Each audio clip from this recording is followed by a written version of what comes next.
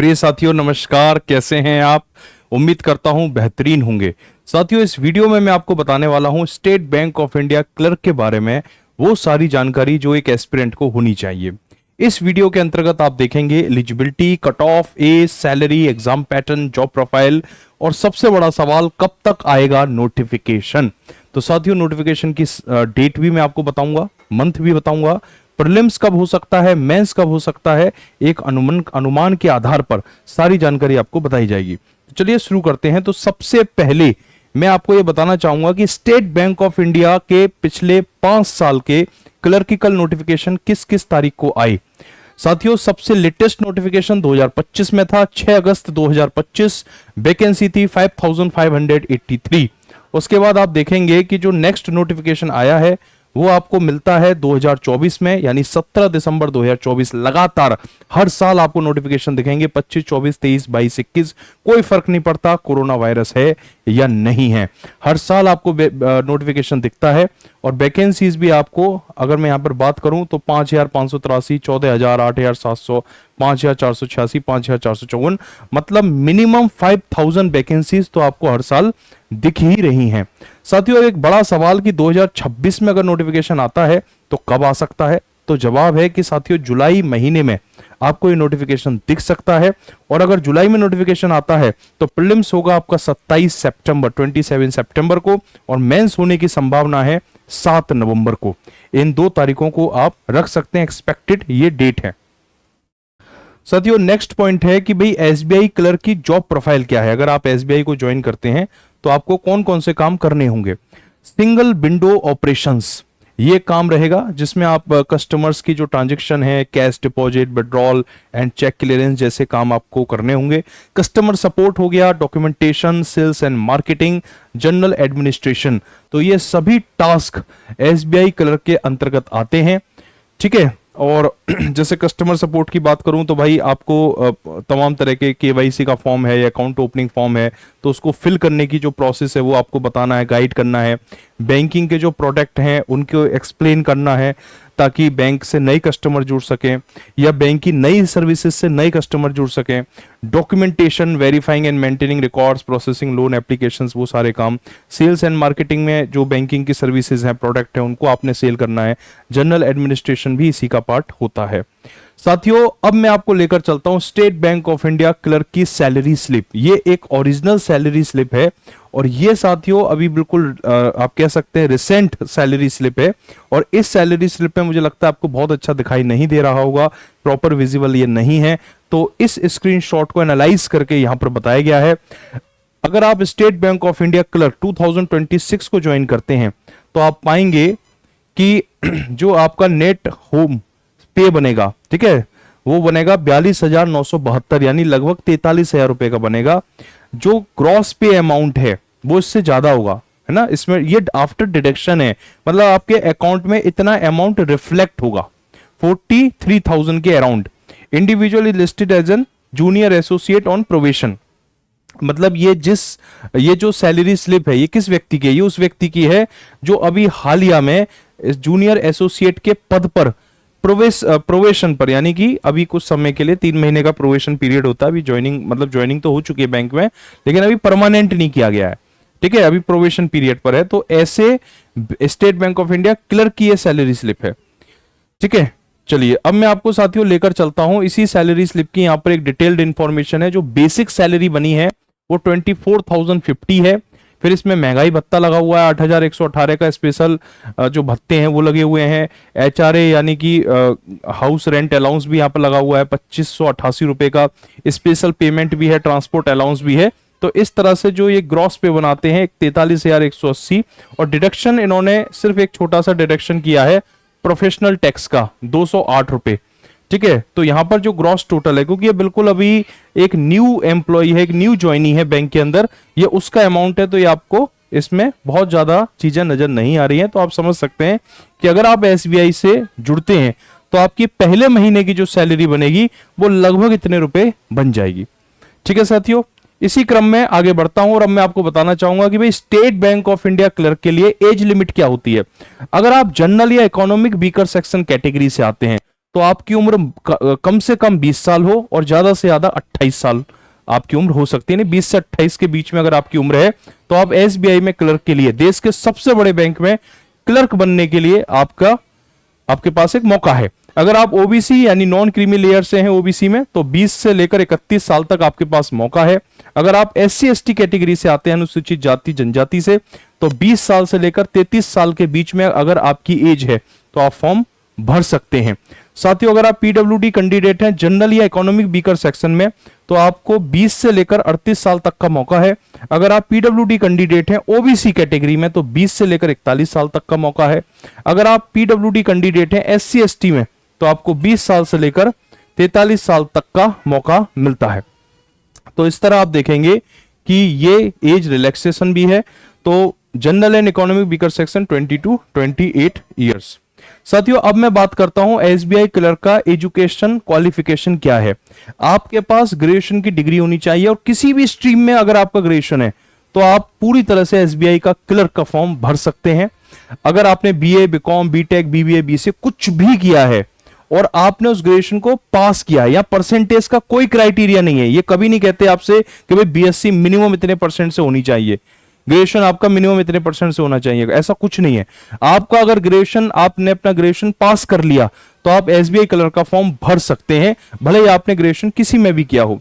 दूसरी चीज, final year student क्या फॉर्म भर सकते हैं? यस, एलिजिबल है, लेकिन फॉर्म भरते समय जब नोटिफिकेशन आउट होगा तो उसमें एक डेट लिखी होगी, कट ऑफ डेट कहते हैं, उस डेट तक आपकी ग्रेजुएशन कंप्लीट हो चुकी हो। भले ही आपके पास मार्कशीट नहीं है, भले ही अभी आपको डिग्री नहीं दी गई, लेकिन फाइनल सेमेस्टर का एग्जाम आप दे चुके हैं और यूनिवर्सिटी की वेबसाइट पर रिजल्ट आउट हो चुका है और आप उसमें पास हो चुके हैं। ठीक है, अगर ऐसी स्थिति है तो बिल्कुल आप इस फॉर्म को भर सकते हैं। लेकिन अगर अभी तक ग्रेजुएशन आपका कंप्लीट नहीं है तो आप फॉर्म नहीं भर सकते। तो फिलहाल अभी नोटिफिकेशन नहीं है, नोटिफिकेशन जल्द आपको देखने को मिलेगा। तो नोटिफिकेशन में जो डेट मेंशन होगी उस तारीख तक आपका ग्रेजुएशन कंप्लीट हो जाना चाहिए। ठीक है, भले ही मार्कशीट डिग्री ना हो, ये मैटर नहीं करता। Work experience not required, freshers are welcome. अगर आपके पास कोई वर्क एक्सपीरियंस नहीं है, आप फॉर्म भर सकते हैं, कोई दिक्कत नहीं है। ठीक है, इसके बाद साथियों आगे मैं लेकर चलता हूं भाई सिलेक्शन प्रोसेस क्या है। तो भाई देखो, ये एक क्लर्किकल पोस्ट है और आप जानते हैं क्लर्क के अंदर प्रीलिम्स होगा,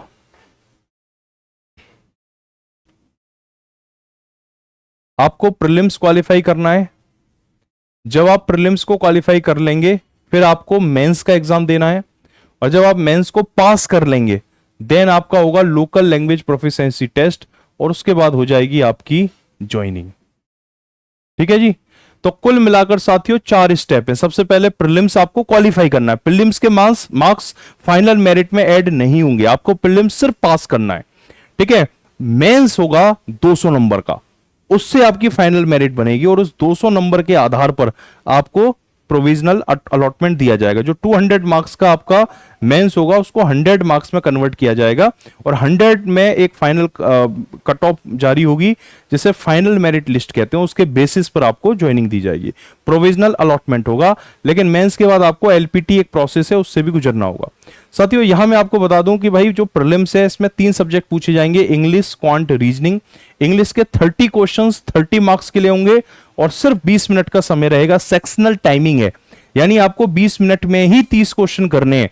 हो सकता है आपने 30 क्वेश्चंस इंग्लिश के 15 मिनट में कर लिए, तो आप 5 मिनट आपको वेट करना पड़ेगा। जैसे ही 20 मिनट कंप्लीट होंगे देन दूसरा सेक्शन ओपन होगा जो मैथ है, क्वांट है। क्वांट के 35 क्वेश्चंस फॉर 35 मार्क्स, समय है 20 मिनट का। Reasoning 35 questions for 35 marks, timing है 20 मिनट्स का। इस तरह आप कह सकते हैं प्रीलिम्स 100 क्वेश्चंस फॉर 100 मार्क्स और समय रहेगा पूरे 1 घंटे का। साथियों इसमें कुछ खास बातें, क्या नेगेटिव मार्किंग होती है? यस, नेगेटिव मार्किंग होती है 0.25 की। 4 क्वेश्चन गलत होने पे 1 नंबर चला जाएगा। Selection for mains, approximately 10 times the number of vacancies are shortlisted for the next phase. यानी कि प्रीलिम्स में जितने भी साथी एग्जाम दे रहे हैं, जो भी एस्पिरेंट है जो प्रीलिम्स को फॉर्म फिल करेंगे, ठीक है, तो ये देखा जाएगा कि भाई कितनी वैकेंसीज हैं, उस हिसाब से 10 गुना सिलेक्शन वहां पर वो करेंगे। ठीक है, मेंस के लिए। दूसरा, sectional cut off, there is no sectional cut off in prelims, only the overall score matters. इसका मतलब यह है कि जैसा आप देखते हो आईबीपीएस के क्लर्क या ग्रामीण बैंक में सेक्शनल टाइमिंग भी होती है और सेक्शनल कट ऑफ भी होती है, ठीक है, लेकिन यहां सेक्शनल कट ऑफ नहीं है प्रीलिम्स में। इसका मतलब ये हो गया कि आपको इंग्लिश, क्वांट और रीजनिंग ओवरऑल 100 में से एक कट ऑफ निकलेगी कि भाई 100 में से मान लो कि 77 से ऊपर वाले बच्चे ही मेंस का एग्जाम दे सकते हैं। ऐसी तो कंडीशन बनेगी, यानी एग्रीगेट पर तो कट ऑफ बनेगा, लेकिन ऐसा नहीं होगा कि भाई इंग्लिश में कम से कम इतने नंबर चाहिए, भले ही आपके मैथ में 35 में 35 है, रीजनिंग में 35 में 35 है, पर इंग्लिश में रह गए आपके 25 नंबर और इंग्लिश की कट ऑफ गई है 26, जैसे आईबीपीएस में होता है, तो आपको फेल कर दिया। एसबीआई में ऐसा नहीं है, एसबीआई में ऐसा नहीं है, there is no sectional cut off, आपको 100 में से पास होना है, ठीक है, भले ही आपके इंग्लिश में कम नंबर है, क्वांट रीजनिंग में आपके ज्यादा नंबर है, जो फाइनल 100 में से कट ऑफ है आपने क्रॉस कर लिया, इट्स ओके। साथियों आगे मैं लेकर चलता हूं मेंस की तरफ। देखिए मेंस होगा 200 मार्क्स का, जिसमें रीजनिंग और कंप्यूटर एप्टीट्यूड साथ आएंगे। हालांकि कंप्यूटर के क्वेश्चंस आपको देखने को नहीं मिलते हैं, लेकिन ऑफिशियल नोटिफिकेशन में दोनों सब्जेक्ट को साथ रखा जाता है। 50 क्वेश्चंस फॉर 60 मार्क्स, 45 मिनट्स की टाइमिंग रहेगी। क्वांट में 50 क्वेश्चंस फॉर 50 मार्क्स, 45 मिनट्स, यानी कि यहां पर आप देखेंगे रीजनिंग क्वांट के लिए सेम इन्होंने टाइमिंग रखी हुई है, हालांकि मार्क्स में फर्क है, वो रीजनिंग 60 नंबर की है जबकि क्वांट 50 नंबर का है। जनरल इकोनॉमी या banking awareness 50 questions for 50 marks, 35 minutes की टाइमिंग है, 1 मार्क्स फॉर ईच क्वेश्चन।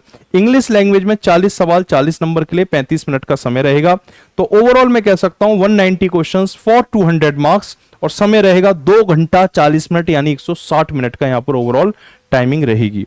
साथियों अब मैं बात करता हूं कि भाई मेंस में क्या कंडीशंस हैं। पहली बात, each test will have a separate timing, यानी मेंस में भी प्रत्येक टेस्ट के लिए सेपरेट टाइमिंग होगी, जैसा मैंने भी आपको दिखाया कि भाई क्वांट में 45 मिनट का समय है, रीजनिंग में 45 मिनट का समय है। There will be negative marks for wrong answers in objective test, जैसे प्रीलिम्स में आपने देखा नेगेटिव मार्किंग है, वैसे मेंस में भी नेगेटिव मार्किंग है, ठीक है।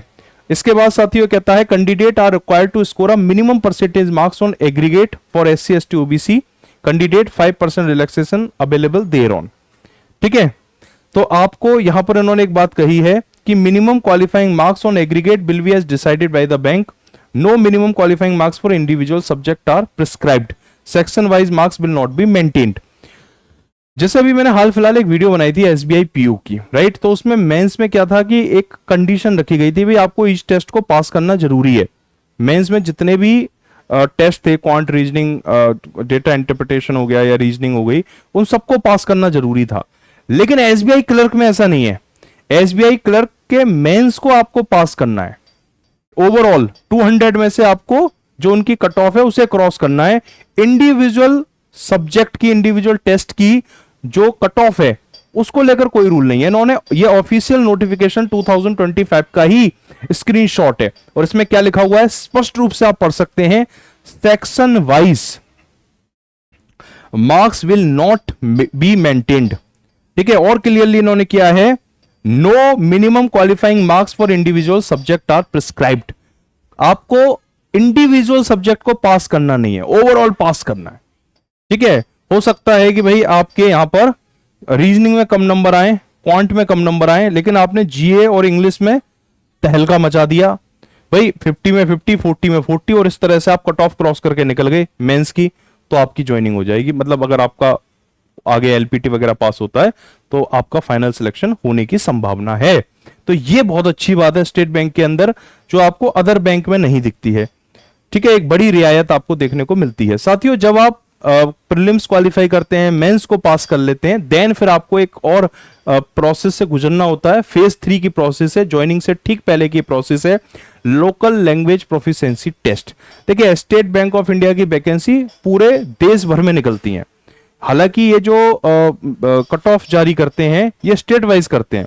आप मान लो उत्तर प्रदेश से और आपके स्टेट में वैकेंसीज कम है, आपने महाराष्ट्र के लिए अप्लाई कर दिया, अब महाराष्ट्र में चलती है मराठी लैंग्वेज, तमिलनाडु में चलती है तेलुगु, या फिर असम में चलती है असमिया, और असम में मान लो कि बहुत ज्यादा वैकेंसीज हैं और आप उत्तर प्रदेश से आपने असम के लिए अप्लाई कर दिया कि वहां ज्यादा वैकेंसी है, ज्यादा अपॉर्चुनिटी है, सिलेक्शन के चांसेस ज्यादा हैं, तो वहां एक कंडीशन है कि आपको असमिया भाषा या मराठी लैंग्वेज, या फिर हम बात करें तेलुगु लैंग्वेज, या और कोई भी भाषा हो सकती है किसी भी क्षेत्र की, वो पढ़ना लिखना बोलना समझना आता हो।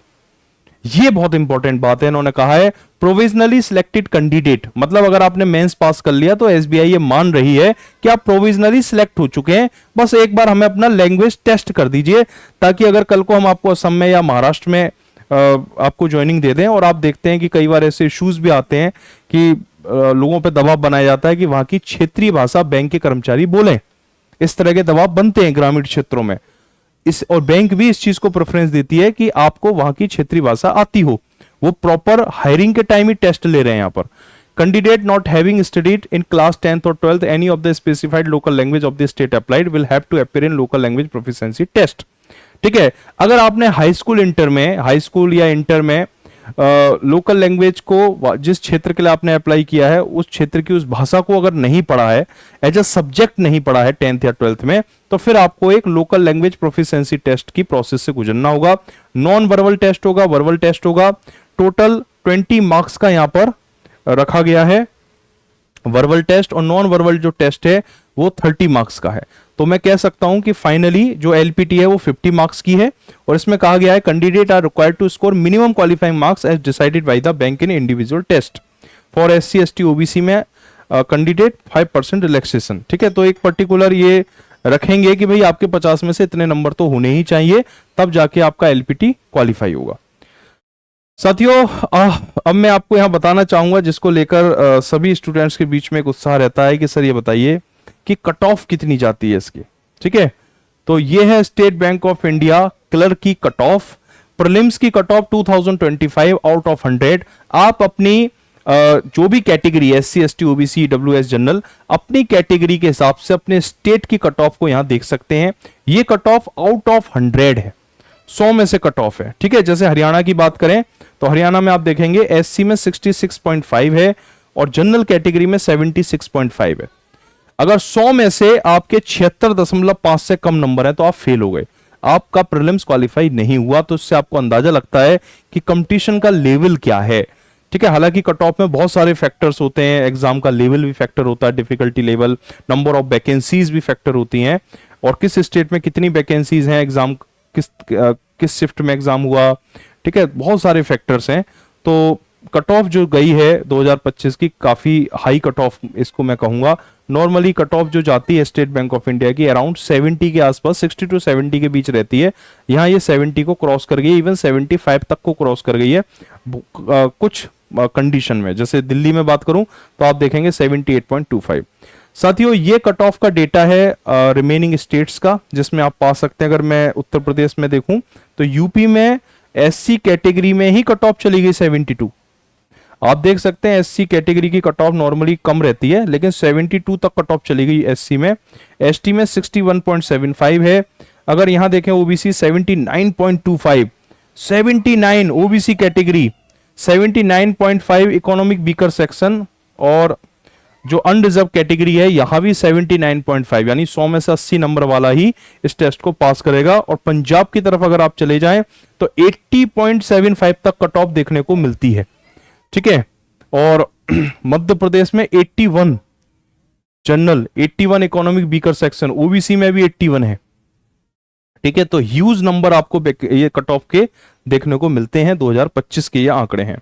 साथियों, जब आप प्रीलिम्स क्वालिफाई करते हैं देन आपको मेंस के लिए आप अपीयर होते हैं, और ये मेंस की कट ऑफ है। ये कट ऑफ का डेटा है आउट ऑफ 200। ये 100 में से नहीं है, ये 200 में से, क्योंकि एसबीआई क्लर्क मेंस का लेवल टफ होता है। ठीक है, और बहुत कम स्टूडेंट होते हैं जो 100% पेपर अटेम्प्ट कर पाते हैं। 100% पेपर शायद ही कोई अटेम्प्ट कर पाए। ये नेक्स्ट टू इम्पॉसिबल की तरह है, जिस तरह से टाइमिंग है, जिस तरह से क्वेश्चन का पैटर्न है, जिस तरह से एग्जाम का लेवल है। तो ऐसे में कट ऑफ भी आपको काफी डाउन देखने को मिलती है। ठीक है, और आप देखेंगे कि 200 में से, जैसे यहां मैं बात करूंगा बिहार की, अनरिजर्व कैटेगरी 87 तक चली गई है। ठीक है, अगर मैं इसको डबल कर दूं, हालांकि डबल एज जैसे 87 का अगर मैं डबल कर देता हूं, ठीक है, तो ये जाएगा 174। तो 174 आपका स्कोर होना चाहिए आउट ऑफ 200। तो अनरिजर्व कैटेगरी में इतना तक चला गया है कट ऑफ। ठीक है, 87 ये 87 है आउट ऑफ 200। ठीक है, मैं यहाँ पर ये इसके लिए माफी चाहूंगा, मेरे दिमाग में था आउट ऑफ 100, आउट ऑफ 100 नहीं है, ये आउट ऑफ 200 है। तो 200 में से 87 नंबर पर बिहार में कट ऑफ गई है जनरल कैटेगरी की। ठीक है, और ओबीसी में 81.75 है। 200 में से अगर आपके 82 नंबर आ गए या 87 नंबर आ गए, 87 मार्क्स आ गए, तो आपका मेंस क्वालिफाई हो जाता है। ठीक है जी, चलिए इसी के साथ साथियों आप देख सकते हैं SBI clerk mains cut off 2025 out of 200, ये पूरा डेटा है। आप अपनी कैटेगरी के हिसाब से, अपने स्टेट के हिसाब से अपने डेटा को यहां पर एनालाइज कर सकते हैं। साथियों एप्लीकेशन फी की अगर मैं बात करूं, तो अगर आप जनरल इकोनॉमिक वीकर सेक्शन या ओबीसी कैटेगरी से आते हैं तो आपको 750 रुपए पे करने होंगे। लेकिन अगर आप SC ST PWD हैं, एक्स सर्विसमैन है या डिसेबल्ड एक्स सर्विसमैन है, तो उस स्थिति में आपको कोई फी पे करने की जरूरत नहीं है, आप एग्जाम फ्री ऑफ कॉस्ट दे सकते हैं। साथियों इसमें मैं अब आपको बताऊंगा कि भाई ओवरऑल सिलेबस क्या है। तो क्वांट का ये सिलेबस है जिसमें data interpretation, arithmetic, speed math और मिसलिनियस जैसे चीजें यहां पर पूछी जाती हैं, और ये वो सारे टॉपिक हैं जहां से क्वांट को पूछा जाता है। अगर मैं बात करूं रीजनिंग की, तो आप देखेंगे रीजनिंग और कंप्यूटर दोनों का ही यहां सिलेबस मेंशन है। Logical reasoning, puzzle and sitting, advance reasoning, ये सारा टॉपिक इसमें इंक्लूड किया गया है। English language, quant, reasoning, English, ये तीनों ही प्रीलिम्स और मेंस में पूछे जाते हैं। हालांकि जो जीए है वो पूरी तरीके से मेंस का सब्जेक्ट है। तो इंग्लिश सब्जेक्ट में आप देखेंगे रीडिंग कॉम्प्रिहेंशन हो गया, ग्रामेटिकल पोर्शंस हो गया, वोकैब, वर्बल एबिलिटी, ये सब कुछ आपका इंग्लिश का पोर्शन है। जनरल इकोनॉमी, बैंकिंग अवेयरनेस या सामान्य जागरूकता में आप ये सारे चीजें देखते हैं। पिछले 6 से 8 महीनों की राष्ट्रीय अंतरराष्ट्रीय घटनाएं, आरबीआई के कार्य, मॉनेटरी पॉलिसीज, बैंकिंग ग्लोसरी, ये सब कुछ जो पार्ट है आपका, ये जीए का पोर्शन है। साथियों फाइनली मैं कहना चाहूंगा, अपनी रातों की नींदों को हमने मेहनत के नाम किया है, एक दिन ख्वाब मुकम्मल जरूर होगा, इसी उम्मीद पर खुद को तमाम किया है। ये वो वेलकम किट है जो स्टेट बैंक ऑफ इंडिया में एज अ क्लर्किकल पोजीशन पर जब आपकी ज्वाइनिंग हो जाती है, तो ज्वाइनिंग के पहले दिन एसबीआई की तरफ से आपको एक तोहफा मिलता है, और जब आप उस तोहफे को घर आकर खोलते हैं तो आपको इस तरह से एक डायरी, एसबीआई के लोगों के साथ पानी की एक बोतल, एक बैग, कुछ डॉक्यूमेंट्स, आइडेंटिटी कार्ड और एटीएम कार्ड को रखने के लिए कवर वगैरह, बहुत सारी चीजें हैं। ये कलम है, पेन है, ये पेन वगैरह, ये आपको गिफ्ट किया जाता है। और ये वो गिफ्ट है जिसकी कीमत भले ही ज्यादा ना हो, लेकिन इस गिफ्ट के लिए हर बैंकिंग एस्पिरेंट का एक ख्वाब होता है कि ये गिफ्ट उसको नसीब हो। तो कड़ी मेहनत करो, एसबीआई क्लर्क का नोटिफिकेशन जल्द देखने को मिलेगा। अगर आपने इस बार तैयारी अच्छे से की तो निश्चित रूप से आपकी आने वाली जो होली है 2027 की होली, संभवतः वो स्टेट बैंक ऑफ इंडिया में एक क्लर्क के रूप में रहे, एक सरकारी कर्मचारी के रूप में आपकी आने वाली होली बीते। तो इस वीडियो में इतना ही। Thank you. जय हिंद, जय भारत।